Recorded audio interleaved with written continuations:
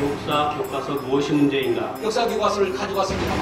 미화하고 찬양하려는 우물안 개구리가 되지 아니하도록 이영희 교수님께서 역사 교과서와 북한에 대해 말씀해 주시겠습니다.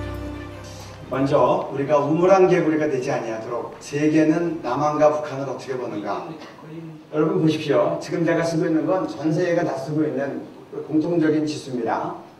2014년 민주화 지수입니다. 이게 2015년에 발표됐기 때문에 최근 지수입니다. 1등은 노르웨이고요. 제가 이제 167개국이 조사가 됐는데 참 북한은 167개 중에서 꼴등을 했습니다. 그리고 미국이 19위, 일본이 20위, 남한은 21위, 러시아는 132, 중국은 144입니다. 이게 지금 전 세계에서 공통적으로 가장 많이 쓰이는 민주화 지수입니다. 세계는 이렇게 평가하고 있습니다. 두 번째, 이거는 경제자유지수입니다. 가장 저명한 경제지라고 하는 이코노미스트에서 산하연구단체가 늘 지수를 쓰고 있고 이거를 많은 학자들이 다 세계적으로 씁니다. 178개국을 조사했는데 178개국 중에서 북한은 꼴등을 했습니다. 미국은 12위, 일본이 20위, 남한은 29위, 중국은 139, 러시아 143입니다. 그 다음에요. 이건 언론, 출판, 표현의 자유입니다. 프레스, 저희가 프레스센터죠. 199개를 조사했는데 북한은 또 꼴등을 했습니다. 그리고 여기 미국과 일본, 남한은 왜 67등을 했는가? 지금 우리는 분단주의이기 때문에 출판이나 그런 데서 김일성 찬양하는 것들은 못하게 되어 있습니다. 이런 것들 때문에 등급이 좀 떨어졌지만 그 외에는 67이고 러시아나 중국은 다 180, 186입니다. 이게 지금 전 세계가 북한을 바라보는 편입니다. 가장 중요한 지수에서 가장 최악의 나라로 세 분야에서 다 꼽혔는데 이런 나라를 지지하고 옹호하려고 하고 그렇게 남한보다도 정통성을 두려고 하는 것이 객관적으로 정상인가 좀 봐야 됩니다. 그리고 2차 대전 이후에 가장 경제 발전을 잘한 나라로 가장 세계적인 경제기구라고 할 수 있는 월드뱅크와 UNDP가 각각 대한민국을 꼽았습니다. 2차 대전 내에 식민지였다가 독립한 나라가 140개국인데 140개국 중에서 가장 최우선의 나라로 남한이 또 꼽혔습니다. 그때는 민주화와 산업화를 동시에 이뤘다고 꼽은 겁니다. 저는 용어부터 좀 바꿔야 됩니다. 우리나라에서 얘기하는 민주화 세력은 내용적으로 볼 때 진짜 민주화라고 볼 수 없고 북한 독재 지지 세력이라고 바꿔야 되고 이런 것들로부터 나라를 지키려는 사람은 보수나 수구가 아니라 이것은 애국 민주주의 지지 세력이라고 표현이 바뀌어야 됩니다. 용어 전쟁에서 늘 밀리니까 저쪽은 선전선동에 능하는데 그러니까 많은 국민들과 어린아이들이 쉽게 기반당하는 겁니다. 그 다음에요. 여기가 이제 기독교적인 분들이 많이 오셔서 제가 말씀드립니다. 기독교 박해지수가 매해 발표되고 있는데 기독교 박해지수도 북한은 작년에도 1등, 올해도 1등. 2002년부터 지금까지 14번째. 그리고 횟수로는 14년째 돌아가는 계속 일관되게 1등입니다. 제가 저 민주화 지수와 경제자유지수도 계속 보았는데 저것도 계속 북한이 최근에 1등이었습니다. 그 다음에요. 제가 지금 많이 얘기했기 때문에 좀 시간 관계상 건너뛰고 대한민국 건국 구정은 조금 더 구체적으로 말씀드리겠습니다. 이거 한번 좀 읽어주시죠. 2013년 10월 교육부는 조금 빨리 읽어주세요. 교학사 307종 문장 지적, 이로써 대한민국 정부는 미 김정으로부터 통치권을 인수하고 유엔으로부터 인정받는 한반도의 유일한 합법정부로 건국에 출마를 하게 되었다. 이제 이렇게 교학사가 만들었는데 교육부가 어떻게 수정을 권고했나 한번 보겠습니다. 대한민국은 제헌헌법에도 명시하고 있듯이 3.1운동 결과 수립된 대한민국 임시정부의 법통을 개선하여 수립되었음. 따라서 건국이란 용어는 적절하지 않음. 집필규정 등에 의하여 건국이 아닌 정부 수립 등으로 수정 필요. 우리나라 건국으로 출발했다고 했더니 교육부에서 어떤 유의 사람이 이런 중요한 자리에 있었는지는 모르겠지만 그건 건국이 아니다. 정부 수립으로 바꿔라. 그렇게 얘기한 겁니다. 왜냐하면 임시정부 있다. 이런 얘기를 하는 거예요. 여러분 세계적인 상식입니다. 국제정치학 교과서에 보면 국가의 3요소가 뭡니까? 국민, 영토, 주권이죠. 왜 우리가 임시정부입니까? 주권이 없잖아요. 그래서 건국하기 위해서 해방하기 위해서 싸운 거 아닙니까? 근데 임시정부를 가지고 법통을 삼겠다 그러면 세계가 웃습니다. 그걸 교육부가 지시한 겁니다. 교육부 내에도 문제 있는 사람들이 많이 있다는 겁니다. 그러면 북한에 대해서는 어떻게 기록했나 보겠습니다. 네. 대한민국 정부 수립, 조선민주주의 인민공화국 수립. 교육부가 교과서에 북한 정권에 대한 기술에선 조선인민민주주의 인민공화국 수립, 즉 건국이라는 의미의 표기를 허용, 대한민국은 정부를 격하하고 반국가 단체를 국가로 격상해 대한민국의 정통성 부정. 네, 그 다음에요. 미래엔 내각을 조직한 이승만은 8월 15일 미 군정 종식과 함께 대한민국 정부 수립을 국내외에 선포하였다. 최고인민회의는 헌법을 제정하고 김일성을 초대수상으로 선출하여 조선민주주의 인민공화국을 수립하였다. 잠깐 보십시오. 대한민국은 정부 수립이라고 나왔습니다. 또 교육부가 이거를 거들었습니다. 그리고 북한은 인민주공화국 수립입니다. 이건 나라가 세워진 겁니다.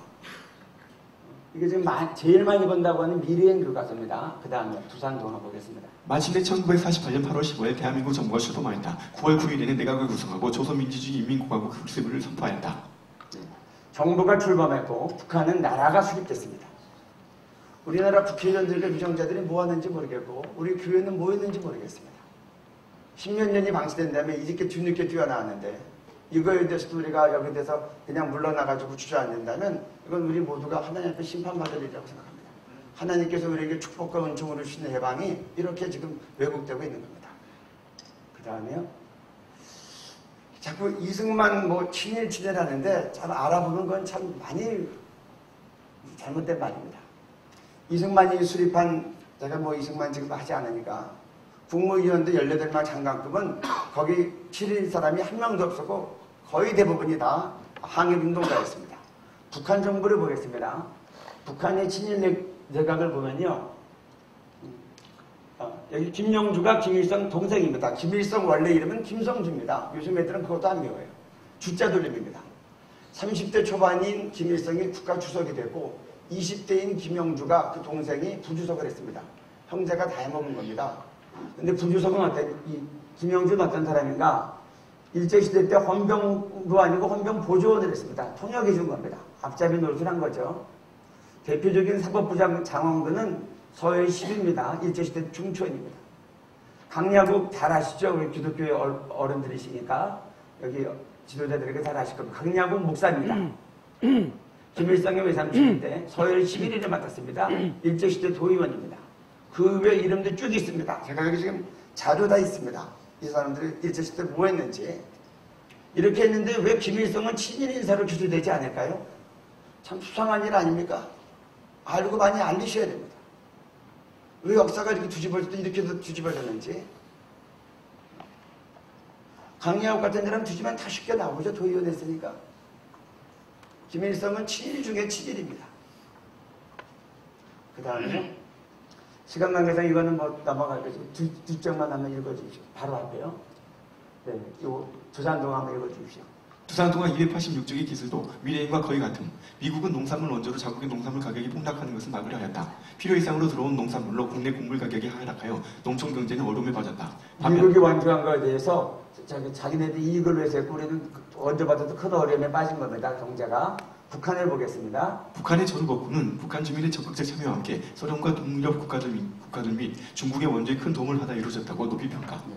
전후복구는 여기 소련과 동유럽과 중국의 원조를 큰 도움으로 표현하고 있습니다. 그 다음에요. 뭐 다시 한번 이제 제가 마지막으로 휴체수상을 좀 다루고 마치겠습니다. 박정희는 김한한 유신에 대해서 김한한 독재라고 얘기하면서 김일성 주체당은 북한 단합을 위한 그런 것이었다. 이렇게 표현하고 있습니다. 그 다음 넘어갑니다. 여기 읽어주십시오. 두산동화 315조. 우리식 사회주의를 강화하다. 이에 북한은 주체 사상의 토대를 둔 우리식 사회주의를 강조하고 이를 뒷받침해주는 근본적인 힘으로 조선민족 제1주의를 내세웠다. 이는 세계 정세의 변화에 따라 일어날지 모를 사회 동요를 막고 북한 내부의 단합을 강화하기 위한 것이었다. 이렇게 김일성 주체장은 이제 사회 단합이라고 얘기했는데 그러면 주체상을 한번 객관적으로 좀 보도록 그렇게 하겠습니다. 그 다음에요. 이게 종교 전문 사이트 어디에런트닷컴에서 2007년도에 세계 10대 종교를 발표했습니다. 김일성 주체상이 10대 종교로 선정이 됐습니다. 국가의 3요소가 있듯이 종교의 3요소가 있습니다. 우리 종교의 3요소가 되려면 교주, 교류, 교인인데 교주로는 김일성, 김정일, 교리, 김일성 주체상, 교인, 북한 주민, 전 주민으로 되어 있습니다. 왜 1900만 명인가? 제가 이것에서 사이트를 읽어봤습니다. 그랬더니 400만 명 이상 굶어 죽어서 실제 인구는 1900이라고 어디에 가서 한번 본 겁니다. 이거는 영문으로 된 사이트고 우리가 한 게 아니라 객관적인 세계 종교 전문 사이트가 맞는 겁니다. 지금 세계는 주체성을 종교라고 보고 있습니다. 그 앞에 사이비가 빠졌습니다. 근데 우리는 우리식 사회주의라고 하고 유신독재보다 더 나은 걸로 이렇게 표현되어 있습니다. 제가 유신독재 잘했다는 얘기 전혀 아닙니다.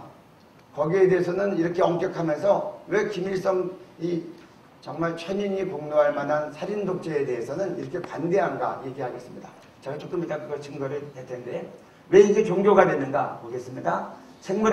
뒤로 돌려주세요. 생물학적 생명과 사회정치적 생명이 있다. 꼭 기독교적 논리입니다. 육신의 생명과 거듭난 생명인데 사회정치적 생명은 수령해 준다고 하고 사회정치적 생명은 영원하고 이걸 부여하는 수령의 역할은 절대적이다. 이렇게 되어 있습니다. 수령, 인민대 중에 최고 내수이고 기독교론이랑 똑같습니다. 예수님이 머리죠. 통일 단결의 중심이며 혁명수 중에 최고 영도자입니다. 그래서 사회정치적 수령으로부터는 이 생명이 영원하기 때문에 종교로 가는 겁니다. 그 다음에요. 초등학교 4학년 북한 우리 교과서를 한번 보면 넘겨주세요. 58간데 PPT로 좀 읽어드리겠습니다. 우리 남녘땅에 세자들 생겼대. 구두닦이 소년들, 건파리 소년들, 골목골목 모여서 기속말로 소곤소곤. 김일성 장군님은 축지법을 쓰시더니 위대한 영도자 김정일 원수님은 시간을 주름 잡는 축시법을 쓰신대. 신기한 축시법 한 번만 쓰셔도 바다가 잠깐씩 무트로 변하고 100년 걸려 할 일을 한 해에 지킨대. 신기한 축시법 또 한 번 쓰시면 땅속에 금원부와 줄줄 찢어 나오고 높고 높은 새집들이 숯불처럼 솟아난대. 이제 조국 통일 축시법만 쓰시면 콘크리트 장벽도 모래처럼 무너지고 통일의 큰 경사가 우리 앞에 다가온대. 네, 근데 김정일이 축지법 쓰기 전에 죽어서 아직 통일이 안 된 겁니다. 이게 우리식 사회주의 맞습니까? 이게 주지사님 가르치는 북한 초등학교 3학년 국어교과서입니다. 이런 내용 찾으려면 한참 찾을 수 있습니다. 김일성이 항일운동한다고 솔방울로 수류탄 만들어서 일반 병사들한테 던진 겁니다. 이런 거를 사회신문지적이고 국가를 단합하기 위해서 표현하는 이런 것들을 이렇게 정말 넌지시도 지지해주는 이런 교과서가 정말 합당한가 생각을 하게 됩니다. 그 다음이요. 그래서 여러분들 이게 영생탑입니다. 북한에 3,200개가 있습니다. 위대한 김일성 동지와 김정일 동지는 우리와 영원히 함께 계신다. 김일성과 김정일은 안 죽었습니다. 북한 인민의 마음속에 영원히 있습니다. 그 다음에 노동신문입니다. 김정일 죽고 난 다음에 위대한 김정일 동지는 우리 군대와 인민의 영전 속에 영생하실 겁니다. 영생입니다.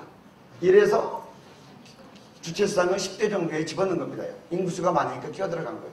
근데 그 앞에 사이비가 빠진 겁니다. 그 다음에요. 이게 지금 김일성 다 일주일에 2시간씩 초등학교 4학년이 배우는 겁니다. 1학년 때부터 배웁니다. 그 다음에요.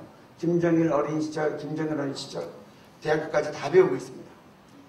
우리 마지막으로 우리 1분 영상 하나 틀어드리면 좋겠습니다. 이거 보시면 여러분들 분명히 좀 판별이 될 텐데, 김일성 생일날, 이거는 무슨 녹이냐? 노동신문인데, 불이 났더니, 김정일 동무가 뛰어들어가서, 불길 속에 들어가서 제일 먼저 김일성 초상화를 들고 나왔습니다. 그 다음에 다시 들어가서 사람 구하러 갔다가, 지붕에 내려앉아 죽었습니다. 그래서 김정일 동무가 국가용으로 칭송이 된 겁니다. 그 노동신문에 나온 겁니다. 불길 속에 서슴없이 뛰어들어. 어떻게 되면 이렇게 되는가? 김일성 생일날 태양절날 외신 기자들 앞에서 인터뷰하는 봉수교회 리성숙 씨의 1분 인터뷰를 한번 보겠습니다. 우리 신앙인들은 하느님 뭐 김일성 주석님이다 이렇게 생각한다. 하느님을 김일성 주석님을 하느님과 같은 God in our country. 그야말로 어쨌든 정교인이니까 기독교인이니까 하느님의 집으로 오는데 집으로 와서 나의 마음속에 있는 하느님 그건 곧 김일성 주석님이다 이런 마음을 가지고 김일성 주석님을 더 잘 믿고 김일성 주석님을 더 잘 받들겠다는 그런 마음을 가지고 그러니까 죽은 예수가 다시 태어나는 부활은 안 믿습니다.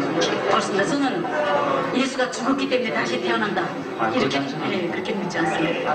우리 지금 과학의 시대에 사람이 죽었다 다시 산다는 걸 믿을 사람이 없지요. 심지어 교회 지금 이번엔 목사가 됐습니다. 목사가 된 이 사람도 자기 마음속에 하나님은 김일성 주석이었다고 고백하는 겁니다. 이런 김일성 주체성을 우리식 사회주의라고 얘기하는 건 저는 이제 북한의 정치 경제를 학교에서 가르치는 사람입니다. 이건 공산주의가 아닙니다. 공산주의는 진화론에 근거되고 무신론입니다. 이건 변질된 이런 이제 사이비 종교가 된 겁니다. 이걸 이렇게 정당성을 두고 그 괜찮은 것처럼 우리식 사회주의라고 왜곡해서 가르치는 것은 진실이 아닙니다. 마지막 PPT 열어주십시오. 우리 김일성을 좀 객관적으로 보겠습니다. 6.25 정변 이 사변이 일으켜서 300만 명이 죽거나 실종됐습니다. 굶어 죽은 사람이 최소한 300명 이상이라고 국제 전문가들이 평합니다. 정치범수에 끌려가서 고문과 죽던 가운데 제명에 못 죽은 사람만 100만 명이 넘습니다.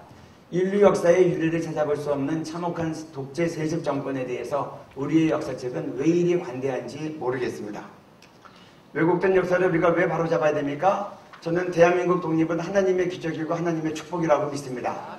이 민족을 향한 하나님의 뜻과 섭리가 바로 깨달아지고 김일성 우상화와 신격화가 제대로 우리 자녀들에게 옳다고 가르쳐지지 아니하도록 우리는 하나님이 축복하신 이 대한민국이 찌그러진 것을 바로잡는 매우 중요한 일이고 이 일에 우리가 최선을 다해야 합니다. 이상입니다.